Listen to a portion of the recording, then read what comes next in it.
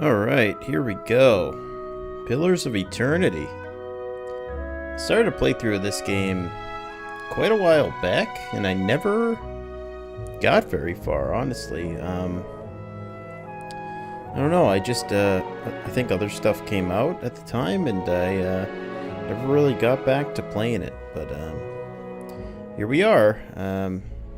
For all of you who don't know, Pillars of Eternity is a kind of a party-based, turn-based, kind of an old-school RPG, I guess. Has a lot of, I guess, like Dungeons and Dragons flair to it, where you create your own character, and they all have their own class with different abilities and whatnot, and you recruit a party as you go along. You try to get different strengths and weaknesses in your party. So I guess we'll get going with that. Should I keep it on easy?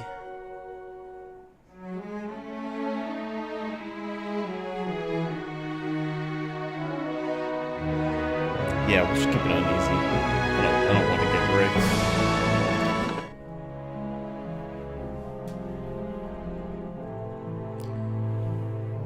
Looks like we got a cutscene.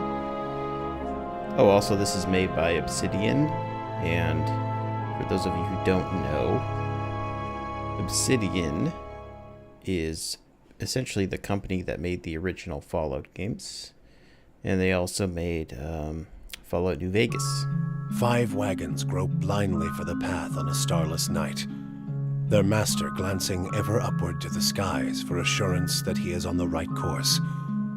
A dim lantern his only protection against the encroaching darkness.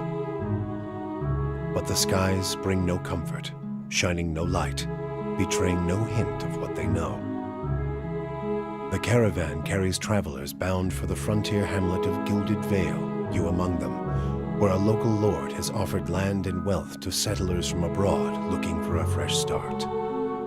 You have taken suddenly ill, sweating and shivering, and one of the other travelers signals for the caravan master to stop on your behalf.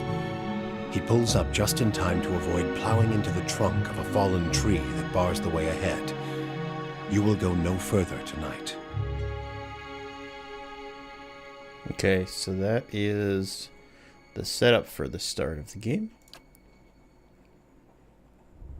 First things first, we need to make a character, and this is one of the areas where I think Pillars and other games of this sort, like Baldur's Gate, really hit their stride. You got to be able to have the freedom to sort of create the character you want to play, and these character creation menus are very, very in-depth. So I'm going to stick with a male for my primary character. So we have human, commonly called folk, alright, fair enough, are the most common race in Direwood. Okay, so basically the bonuses for each race are here. So resolve +1 and might +1, and then you can click on it or hover over it, and it'll tell you exactly what that stat does.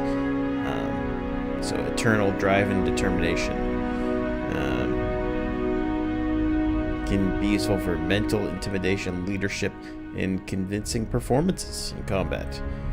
It helps characters maintain concentration and contributes to the will and deflection defenses. Might, I assume, is just kind of like strength, how much damage you do. Yeah, and defense. Okay, so might's quite strong. So the Amawa, largest of the Kith race, basically is +2 to might, so this is a very strong soldier type character. I might pick that. Ooh, the dwarf. -1 to dexterity, though.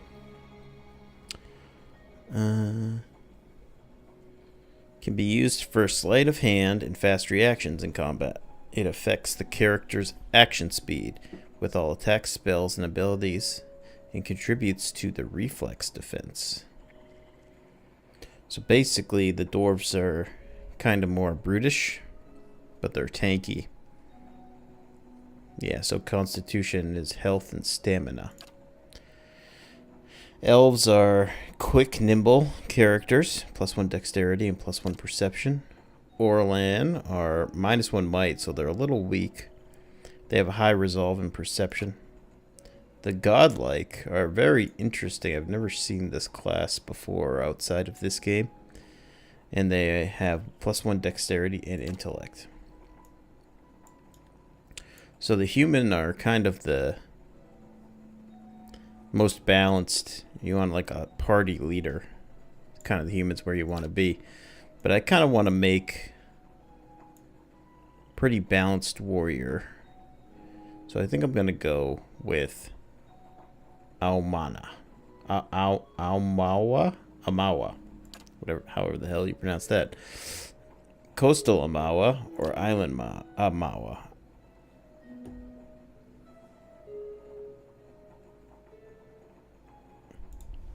Yeah, I mean, I probably could play it on hard, but just for the purposes of not getting frustrated or whatever, I think I'm just gonna play it on easy for now.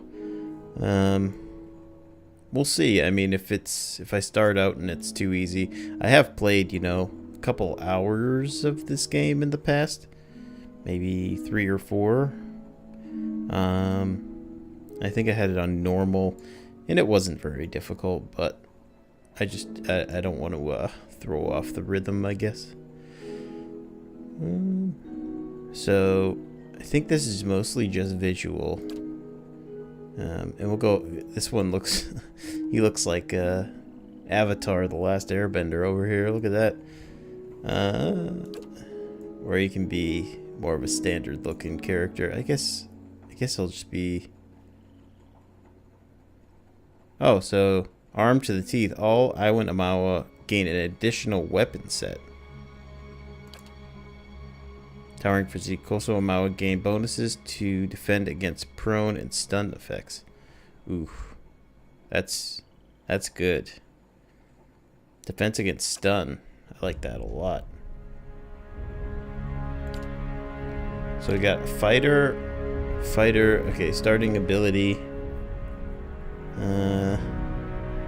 Constant recovery. Amount of time that the character spends between actions.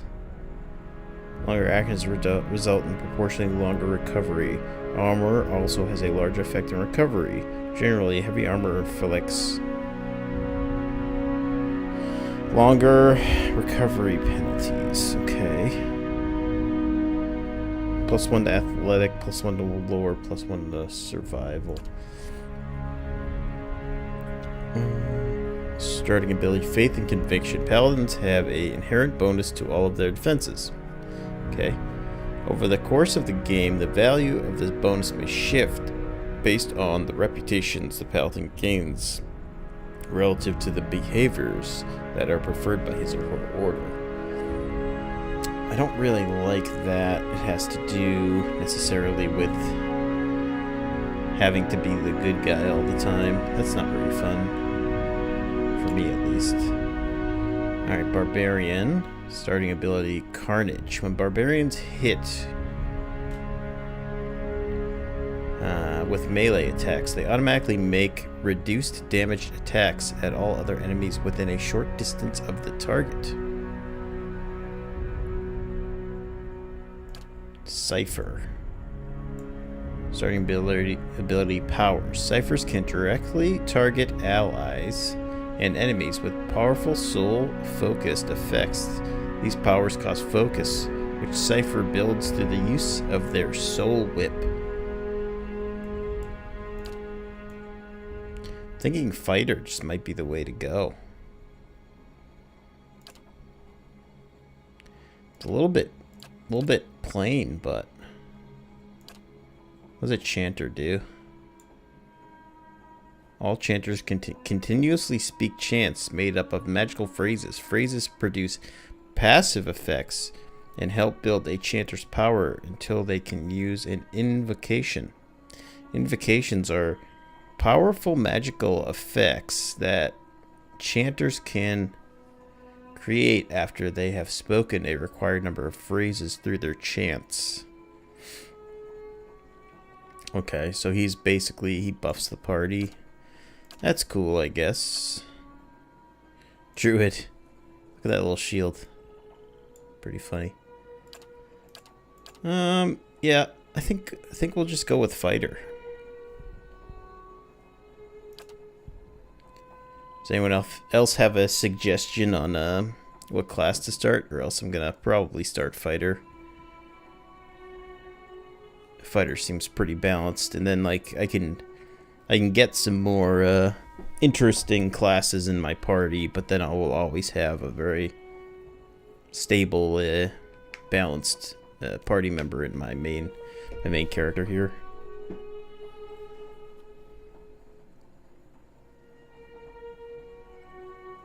So we have knockdown. 1 per encounter. Shoves an enemy with an enormous force, knocking them prone, but causing little damage. So this basically is a stun. Or some sort of disable. The fighter intensely focuses on his or her training, significantly raising accuracy for a short time. We're gonna go with knockdown, I think.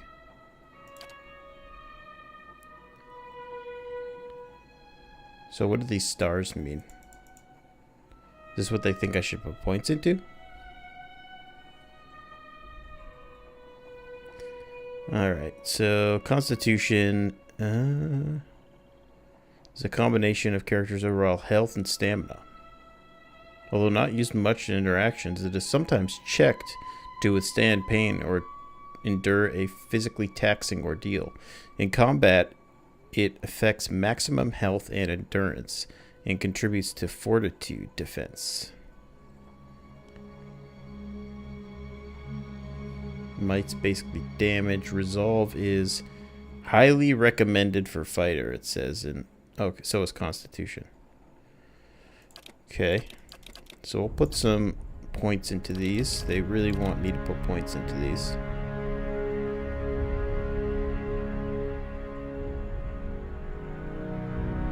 And it wants me to put points into this. Bring that up to 13, then we'll put the rest in might. Alright, so Aether. The Aether Empire is currently the largest and most powerful force in this part of the world. It is centered around the equator and has a tropical climate. Though the Empire has colonies in numerous areas of the world, Greater Aether's is the heart and house the majority of its humans and elf nations. Gives +1 resolve. So that is your leadership and mental intimidation. That gives a bonus to dexterity. This gives a bonus to resolve, intellect, constitution, might, perception. I think this might be where we want to be. Dominated by an Amawa nation of Rawatai, the Gulf itself is host to a number of nations, most of them Amawa, Orland, and Dwarven. Though these countries are relatively young, they are some of the most advanced colonial settlements in the East. The Gulf is a land of riches and resources for those who can make them, though the entire coast is often pummeled by violent storms. I think that's what we're going to go with. Aristocrat. You've lived your life amongst the nobility. So that gives +2 lore. Okay. Stealth and lore. Stealth survival. Athletic mechanics. Lore mechanics.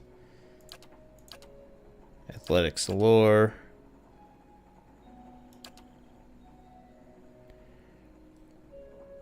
Adventuring is tiring work. Traveling, fighting, and scrambling up fallen statues can take its toll. The athletic skill counters the effects of accrued fatigue, allowing characters to go further and fight longer before they suffer penalties. In conversations and scripted interactions, athletics is used for physical feats like climbing, swimming, and jumping. Survival allows a character to make better use of food and potions they find. The higher the character's survival skill, the longer the duration of such items. Survival can also be used in conversations and scripted interactions that involve wilderness challenges or specialization information.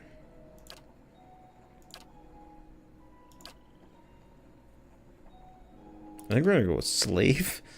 All right. Colors. Primary. Oh, is this of the equipment? Okay. Nice white. Maybe black.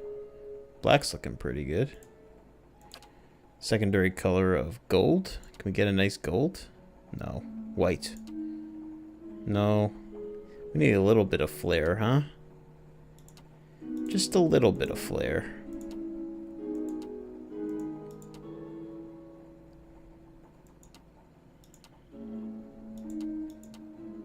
Nah, that's pretty nice. I like that. So I can make him... Oh, that's nice. I like that. Hair, dark. Yeah, that's good.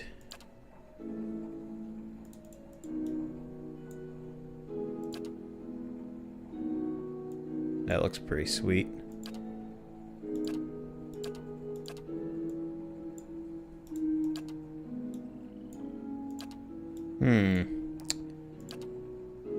So all of them are pretty scruffy looking hair. Is that a fuck? It's an afro. We got an afro. Or it's some very, very long hair. Look at that. Barbarian man right there. That's looking pretty sweet.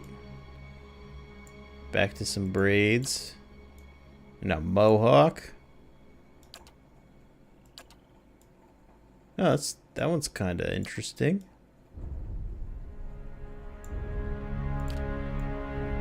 Oh man, he's looking fly as hell like that. There we go. We've got it.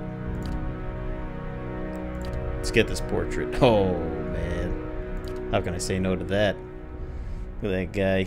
So jolly. Now I am the leader of the group. I actually kind of like that. Very sinister.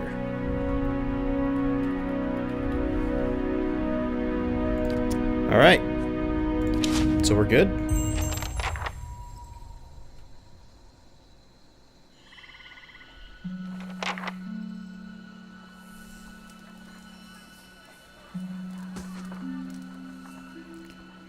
Caravan Master Odema.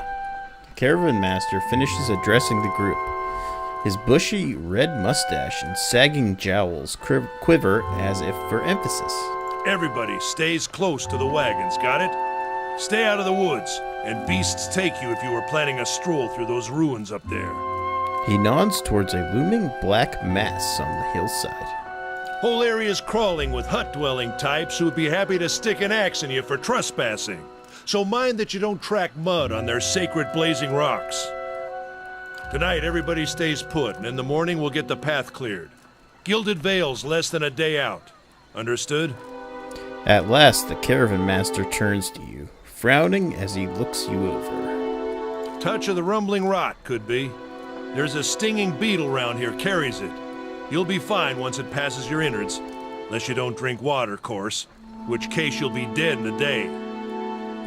There's a berry grows in these parts, small and pink, called a springberry. About the size of a fingernail. Give you cramps if you eat it, but the frontiersmen make a tea from it. Calms the insides. Should get you through the night. You might check around, see if you can find some. Meanwhile, I'll see if we can scare you up some water.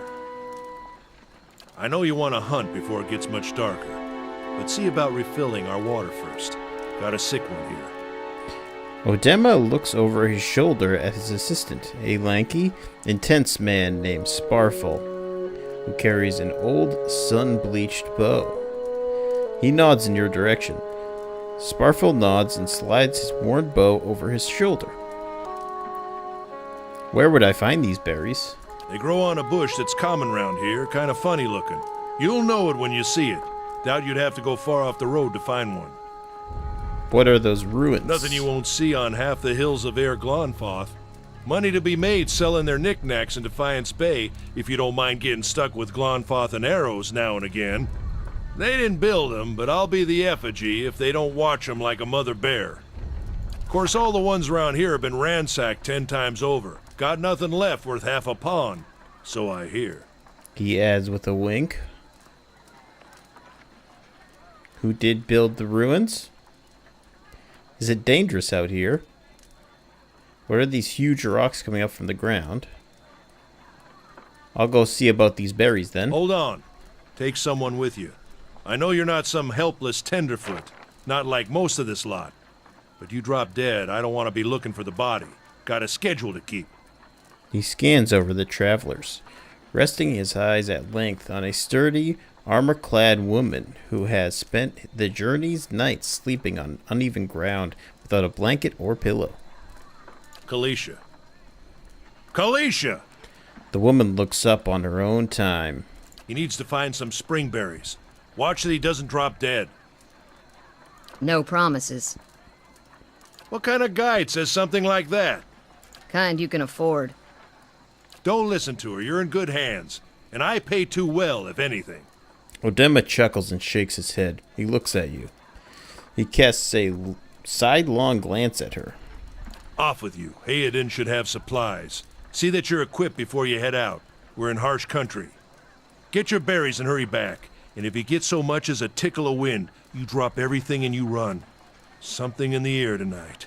If it's a Beawick, we'll shelter in the ruins. Hut dwellers be damned. Odema's small grin recedes beneath his mustache, and he is stern once more. You heard the man. Let's get going before you keel over. Welcome to Pillars of Eternity. If this is your first visit to the world of Eora, you might want to watch these windows to become familiar with the tools and interface available to you. Your party always consists of your character and up to 5 additional companions or adventurers.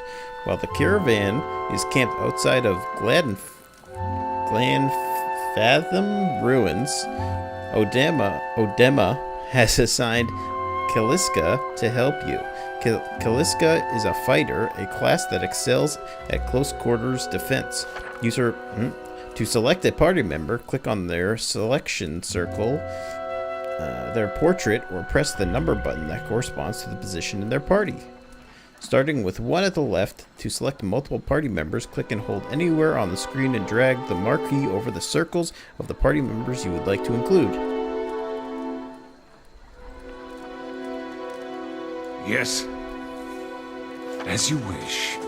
To move selected characters, click anywhere on the screen where your cursor is a circle of 4 wedges. All selected characters will path to their corresponding positions in the formation. If you see a red circle with a slash through it, you cannot walk past that part of the map.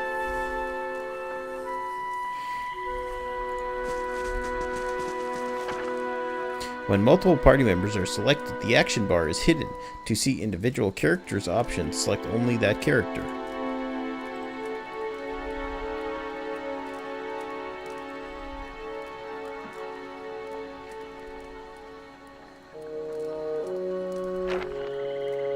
Alright, so it's been about 30 minutes, so that's going to wrap up part 1 for Pillars of Eternity. And now we will start on to part 2 of this Pillars of Eternity playthrough. So, looks like we are finished at camp, and now we are allowed to free roam with our characters. Most people you encounter in the world are neutral or friendly. You may interact with them by clicking on their selection circle. Many characters will simply greet you and go on their way, but others will have larger conversations to explore. The merchant, Heoden, has a conversation that opens a store with equipment for sale. Are you Heoden? Anyone need supply? Heoden, you see a man wearing simple but mostly neat clothes. He's transfixed, however, by a ragged tear in the seam of his tunic. Brought a whole wagon full of goods to sell, but not enough shirts for the road. He shakes his head and laughs when he notices you. He scratches one cheek with his knuckle. It's covered with an uneven stubble, as if he hasn't quite gotten used to shaving on the road. Say, is there anything you need? I've got some basic traveling supplies for sale if you'd like to take a look. Let's see what you got. So, Heoden, stores allow you to trade and sell your items for copper pieces, CP, or items in the store's inventory. Merchants buy items from you at greatly reduced prices. If you sell something, you may see it appear in the store's inventory with a much higher cost. Stores periodically refresh their inventories.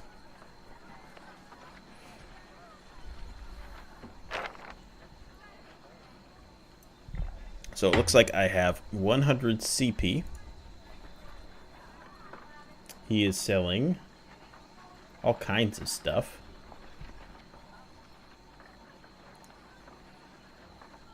So if I exit out of here, I check my inventory. I have mail armor and a poleaxe. Kaliska has scale armor,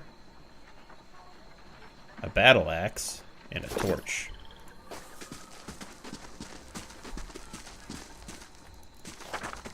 Exploration is key in Pillars of Eternity.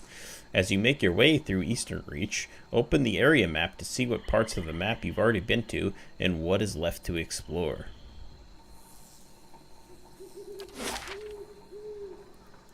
So here's the area map.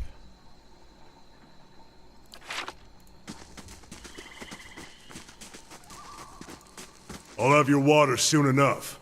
Stream's not going anywhere.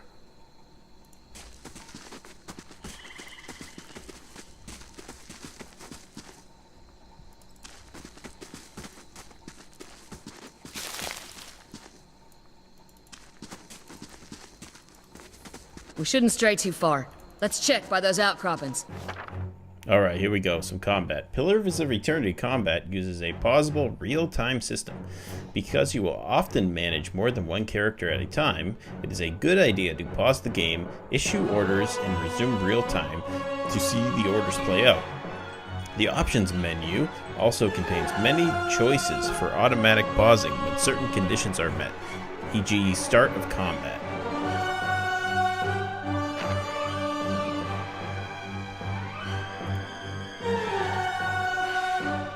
What you need? What is it?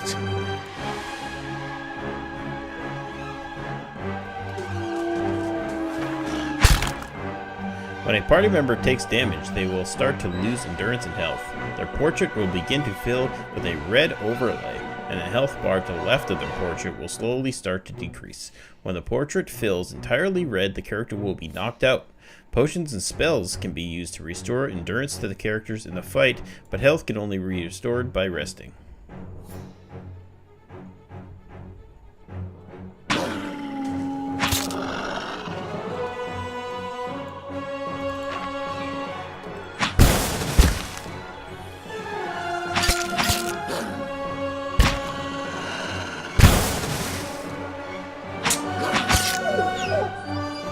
Okay, we've taken down the wolf. As you wish. Can I loot the wolf? Okay, I did, but it was very quick. What is it? This is it. You received quests. Your journal will update with relevant information. If you ever get stuck, open it up to review your notes.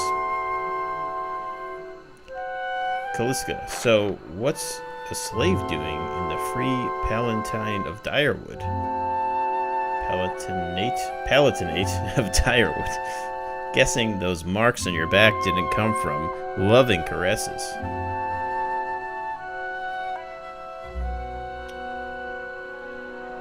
I was an indentured servant. Yeah? How is it you happened to come here? It took a long time, but my debt is paid. Well, you've got things we'd like to leave behind.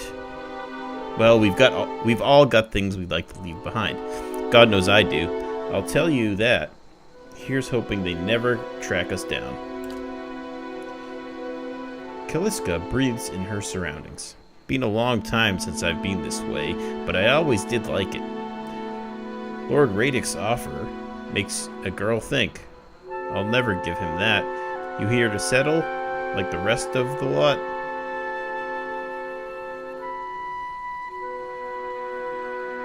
No, I'm just passing through. That's usually the case with the big city, just a little ways farther up the road. Where are you headed?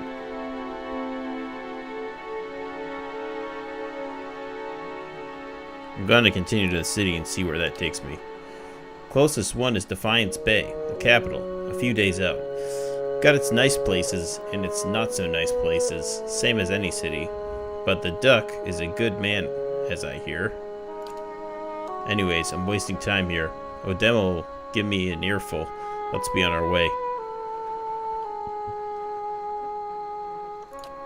Alright, let's get back to camp. You know, I wouldn't hold my breath that Sparfell's getting you water anytime soon. He does what he feels like, and when he feels like it. You should check up on him first. Slap him around a little. Stream's just down the way. Come on, let's get you your water. Well?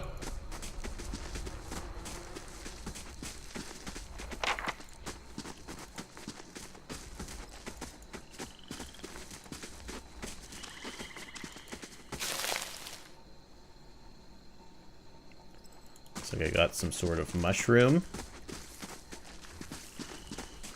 Seems like we need to get down to the river and collect the water ourselves. Assume there's going to be some more combat that happens.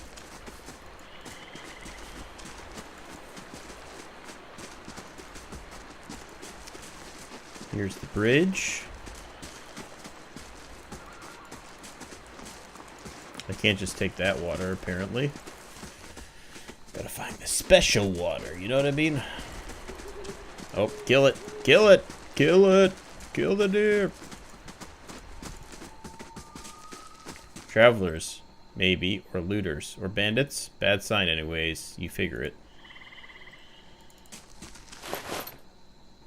He has leather armor and lockpicks. Well, as you wish. Seems like a bit of a bandit to me. What would an honest person have use for lockpicks for anyways? That's what I'm saying. Went hunting. At least he left the water skins. Come on. Sparfell went hunting. At least he left the water skins. Use the tab key to highlight interactable objects. Oh. I didn't know you could do that. You crouch at the riverbank and dip your water skin into the cool water well. Calliska waits nearby, keeping watch. As you rise, you notice her look up sharply towards the tree line. Out of the tree emerges Sparfell, one of the guides, barely discernible in the dim moonlight. He no longer carries his bow, and there is a strangeness to his gait, a spastic wobble in his ordinary deft stride as he moves towards you with a labored breath. Sparfell? Are you alright? Sparfell's toe catches a rock, and he collapses forward in a heap. The feathered shaft of an arrow planted between his shoulders like an enemy flag. Ruh-roh. We got conflict. Ambush! Damn bandits.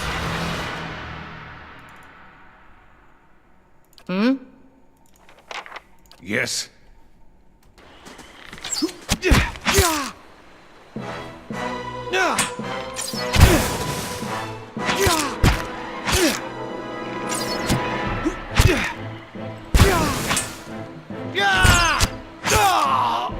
Of course. Let's get a pause in. What you need? Yes.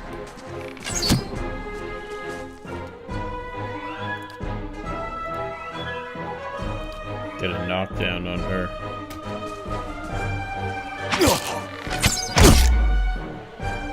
Many spells and abilities in Pillars of Eternity have a limited number of uses. An ability that can be used a number of times per encounter on, we will have to have get back all to of its camp. uses restored when combat ends. Abilities that can be used a number of times per rest will only be restored when you rest at an inn or use a camping supplies. What is it? I keep doing As you that. wish. One click. Okay. He has 7 copper.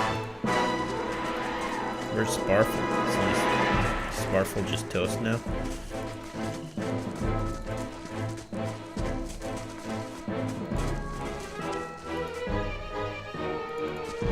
Oh, Sparfle, you dummy.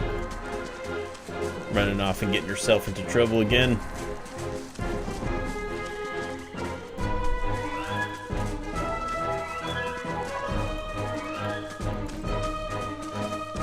We got some more mushrooms. Hell yeah, we do. This is probably one of these games where it's not super worth it to buy and sell stuff from the merchant all that often. So we've explored most of this map. Oh, okay. What you need? Well, Alright, let's have her do a knockdown. And we can sort of incapacitate him. Should cause pretty significant like combat. There we go. of course. He had hide armor, a hunting bow, and 10 copper.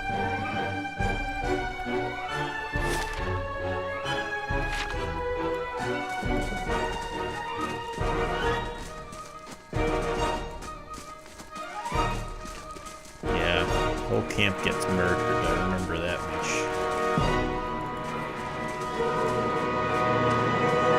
Just didn't remember exactly when that Right? happened. We need to get back to Odema now. No, we're fine. Don't worry about it. They're all dead anyways.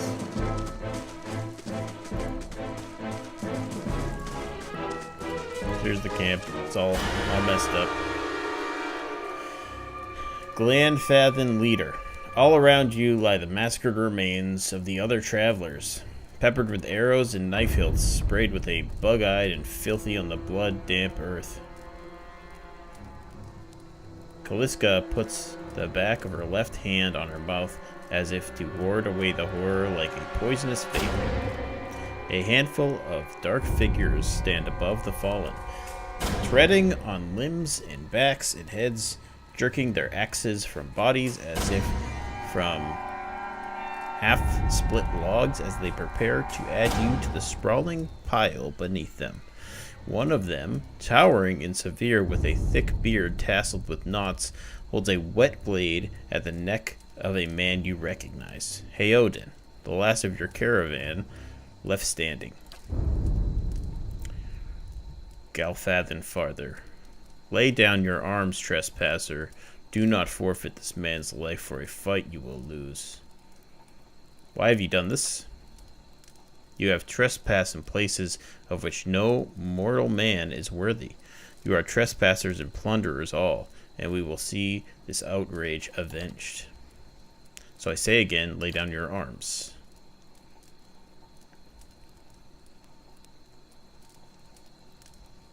Only a fool attacks a weak enemy while a strong one yet lives.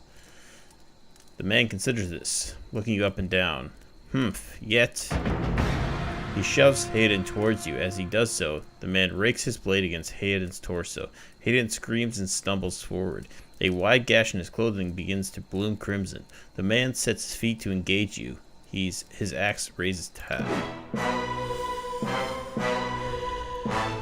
So it looks like Hayden is fine. Well,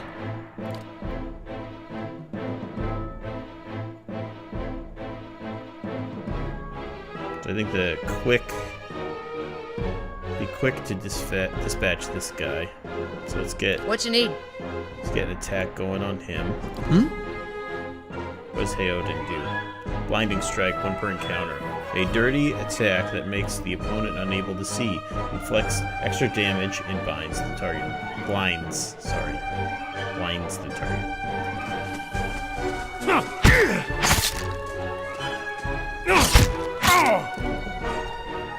What is it?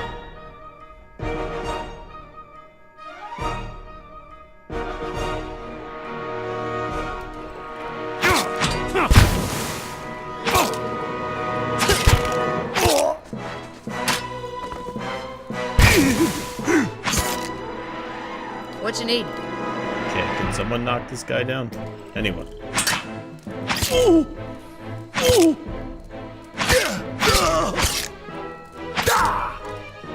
Alright, Yes. so they have been dispatched. Your enemy lies supine on the ground, unable to rise. His companions now silent among the other dead. His breath comes in wheezing, fitful gasps. He looks at you, but at the sky above you. Forgive us. Barely audible beneath his choked sighs, a whisper of wind stirs the air. At this, the man's eyes roll back, and he closes them. Good, good, the gods are just. A queer smile crosses his face. I am ready. The wind begins to swell, whipping around the camp, electric and volatile. Unpending posts and rattled tents like an angry spirit. You can feel it begin to seep beneath your skin like a jetty beginning to succumb to the surge of a great wave. And where it pierces you, it feels as though it is rending you apart from within. Seated against a wagon wheel amidst the howling maelstrom, slashed across the chest and bowel, Odema's body stirs, and with great effort he raises his sagging head, and his eyes barely open. He looks directly at you. Get inside! Run!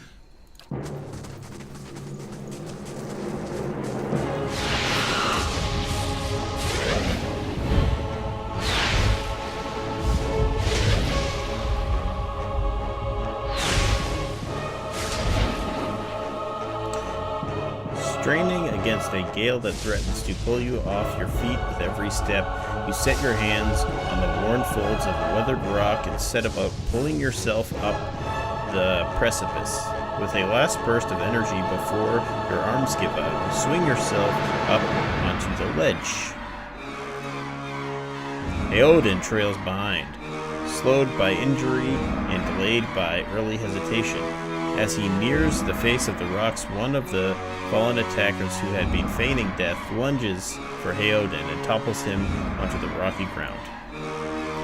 Restrained, Heoden lashes out against his fatigued assailant, but struggles to break his hold. They are close to you, despite the wind, from your position. If you were to throw your weapon at the attacker, you would have a good chance of hitting your mark.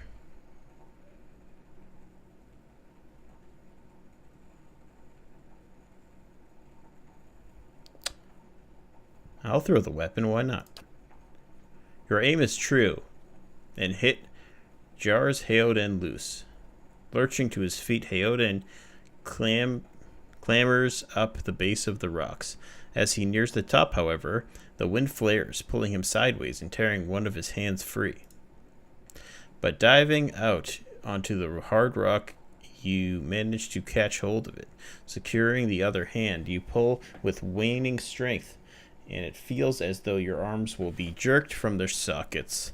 They hold just long enough for Heoden to set his feet and join you on the trembling ledge. There's a deep resonance to the swelling wind now. You feel it in the rocks beneath your feet and inside the cavity of your own chest, as though it would shake the marrow from your bones. Each new gust menaces the old stones before you, loosening connections, unsettling balances. As you dart beneath the old archway, the entire portal begins to fall beneath its own weight. All right. Looks like it just went down.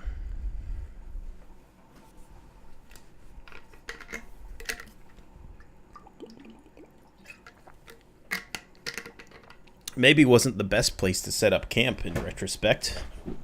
Seems awfully dangerous. I'm no camp setting up expert, but...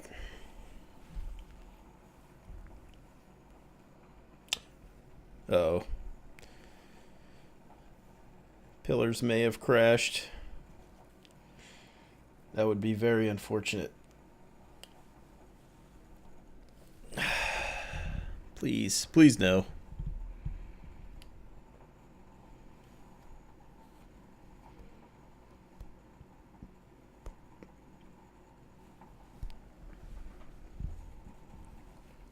It appears to have crashed, unfortunately. So I guess that's it. That's too bad. Well, maybe I will go and fight my way back through to this point again. Hopefully it doesn't crash. And I'll be back.